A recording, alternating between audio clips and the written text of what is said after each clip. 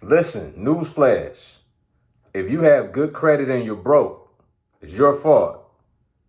Yes, I know that's some painful truth and reality, but we got to talk about it because I'm just tired of coming across so many people that have this so backwards. How they get good credit, but then they don't want to leverage their credit because they don't want to mess their credit up. All right. So before I know I'm all in y'all business. You're just gonna have to rock with me today. You can flame me in the comments if you so choose to. But I really think this is gonna be helpful and even a breakthrough moment for many of you because, well, let me just first start by doing this. Let's break down the classism of money. Okay. This is my definition, but it's a really good one. All right. So take notes. Okay. So you have the poor, you have the middle class, and then you have the rich. So poor people think that the purpose of money is to pay bills. You go to work, you make money, you pay bills. Okay. So just by that definition alone, poor people can have good credit. That's a clue. Okay. The second group is the middle class. The middle class believes, yes, you go to work to make money and pay bills, but then you also have enough credit worthiness to leverage credit to buy things that you can't necessarily afford today. Okay. This is why the middle class, they thrive on lifestyle, and then many times they get stuck, right? Then you have the other side of the middle class that believes the purpose of money is to become debt free. Okay.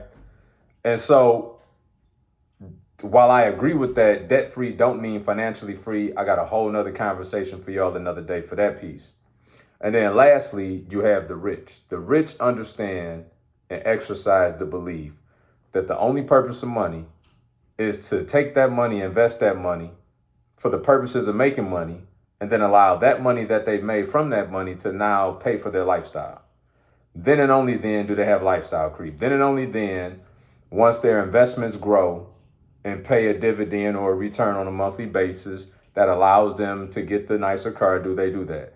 That allows them to get the better house, do they do that? To allow them to go on vacations and such, do they do that?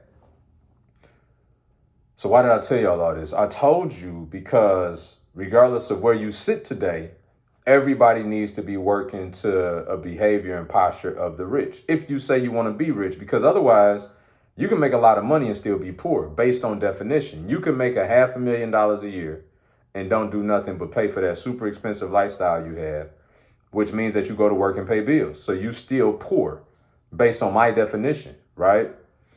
Or you can be in the middle class column and wondering why you're stuck in a rat race.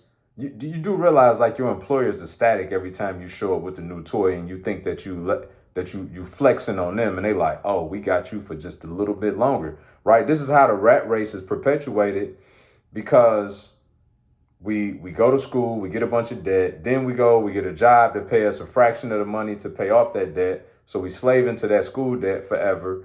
But meanwhile, back at the ranch, they also extended us enough credit worthiness to go get a house, right? A couple of cars. Then you're going to have your biggest your biggest liabilities. I don't know, maybe for some of y'all, the assets called children. And before you know it, you got all these bills. And then the worst part is to distract yourself from that very reality. Now you go and buy things in advance of being able to afford them. You go on vacations, you swipe on a credit card for $10,000. You pay for these gifts and these trinkets and these things. I only know because I grew up on that block, lived there for a long time. But I want to help many of you move past that. I want to help many of you relocate off that block as I once did. And I'm going to tell you right now, I agree with Dave Ramsey in a lot of things as it pertains to debt.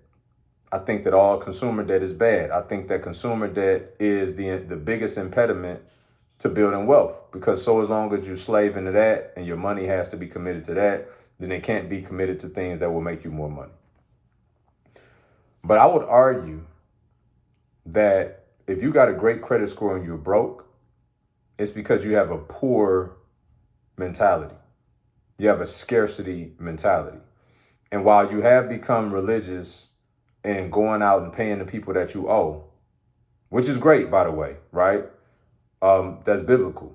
Never hold a worker's wages overnight. Like, we're supposed to pay those that we owe money to. So if you got money that you owe to creditors and such, absolutely you should be paying that.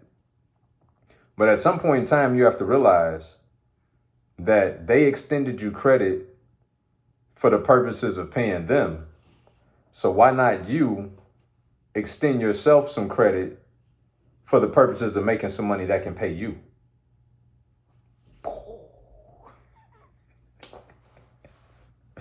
I know. I'm all up in your business, right? That's supposed to sit you up in your seat a little bit, because for the first time, you got somebody talking to you from a real perspective about, it's not about you having this pretty credit score, because you only got it because you leveraged some debt at some point and you paid your creditors off. Well, congratulations, you paid your bills, but you still ain't made no money. So then you're going to keep going through this cycle of using the credit they extended to you to go buy stuff, to then go pay it off, but it's keep leaving you stuck in the same spot. And then every time there's an advancement opportunity for you to use your credit for the purposes of making money, everything is a scam. Oh, I don't want to take a risk. That people been getting scammed.